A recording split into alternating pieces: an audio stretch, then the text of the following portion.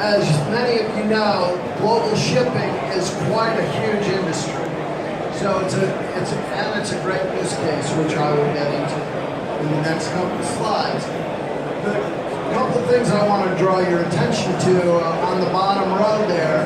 Believe it or not, 20% of the cost of global shipping is managing the paperwork burden of it. And just currying some of the paperwork around, the most important of which is the bill of lading, plus an estimated $5 billion a year just to fly the paperwork.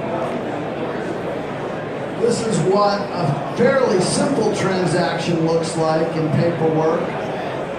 Not only do you have invoices and bills of lading and packing lists, but you have things like declaration of wood packaging and testing for aflatoxin and other disease conditions. So all of this paperwork needs to be digitized, and that's BoxBit's mission. Currently, it comes from different places, comes from different steps in the chain. This is an example of taking grain that's a byproduct of distilling corn into ethanol, and then it's used for animal feed, and it's shipped around the world. But as the paperwork's generated, it goes to different places, different ports, different transportation providers, but in a very decentralized, confusing, and expensive way. It's a really good use case for blockchain. So we can create the master of records, and then every time that master record is changed or it moves to a new location, we can rehash that key to the record, commit that to the blockchain, and we have automatic traceability of that transaction through the journey. How do we do that? We're building at BoxBit a protocol. And so the top layer, the application layer, is open. It's open to shippers, it's open to beneficial cargo owners, it's open to software companies that make the enterprise software, transportation management systems, terminal operating systems, warehouse management systems, and the like. Or their SAP or Salesforce or Oracle application software. And then BoxBit is generating the messaging layer, the database layer, which is a combination of public and private, and finally the committing to the blockchain, which we have an interesting and relevant architecture for where we store the data. This is the example of our technical layout, and then our architecture. We used an iceberg because only the portion above water is what, in our analogy, is on the blockchain. So that'll be the bill of lading number that's hashed as a universal identifier, and then we have location data, green bonus data, which I'll get to in a second, and the full audit trail, while keeping private all the commercial details of the transaction. A little larger or more detailed view of what's encrypted on a private database and a distributed ledger. Got a specialized partnership for document storage management, and then we're keeping the key to the record on the Ethereum blockchain, as BoxBit is a ERC20 compliant point. And the hooks to the enterprise system are being designed now so that you'll be able to import the data without ever rekeying it from your enterprise software as the third-party logistics provider, the shipper, or the cargo owner. So we are in development right now. We plan on having version 1.0 available in the first quarter, hopefully January. and then the full platform and protocol live by third quarter of next year. Some of the elements of uniqueness that BoxBit provides, first and foremost, is a green bonus. You may or may not know that an estimated 7% of all greenhouse gases are from industrial transportation. So transportation in general is about 14% of the CO2 emissions, but about half of that is passenger cars and motorcycles. So what BoxBit is doing is incenting cleaner engine technology. So clean diesel, Tier 4 locomotives, larger ships that have a reduced CO2 per kilogram.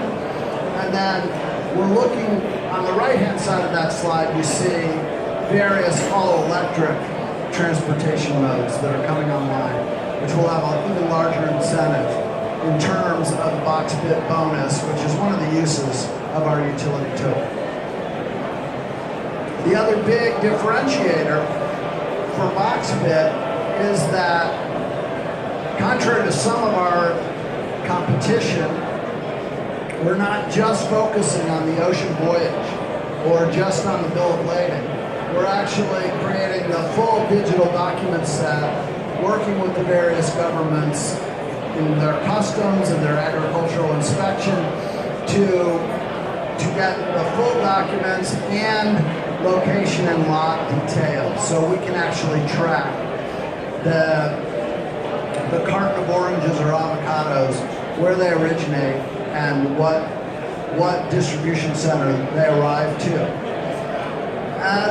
And we're focused on port, rail, truck, and third-party logistics, as well as the ocean carriers and the ocean voyage.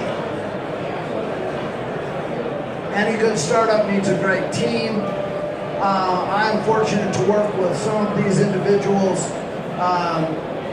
Tim Brankin in the middle is here in the audience.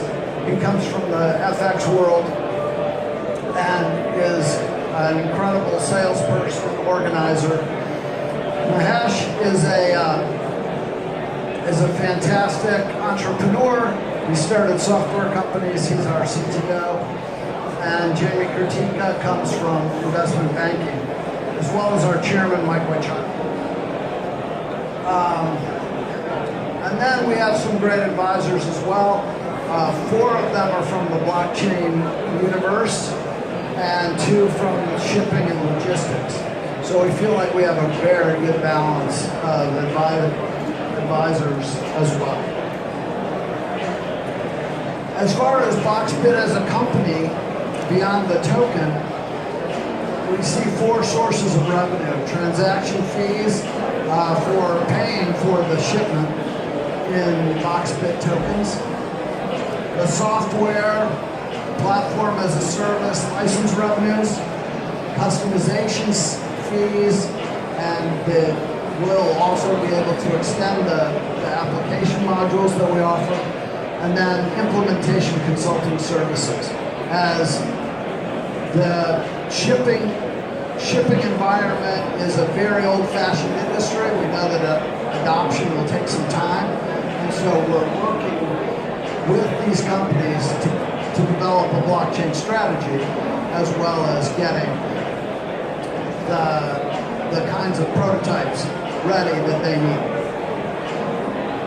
I'm not going to spend any time on this in the general presentation, but we have modeled out some of our financial future, and happy to talk to any of you about this after the public presentation. So what about in this utility token winter, what are we seeing as the utility token use cases? We think that full payment for the transportation or full payment for the shipment is probably going to be somewhat delayed until we can fully hedge utility tokens. I think there's too much volatility at the moment to pay for the full shipment. with a month on the ocean and a month of payment terms. So we see utility token use cases in the near term as software as a service payments, shipment booking and down payments, and then the distribution of operating bonus. And we think those are sufficient use cases to drive demand for the token. And then as far as any of you who are investors, we have an existing convertible note. We have a discount schedule and pre-sale. We're ready for pre-sale of our utility token. And we're also open to discussing the terms of a Series A equity round for BoxBit as a company. We're right over there, two booths away at 425, so we encourage conversations after the presentation, and I'll take some questions. We've got 4 more minutes.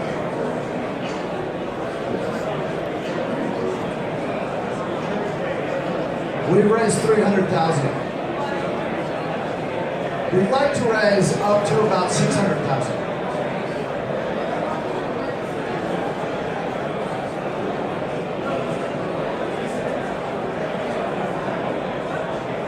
All right, thanks so much.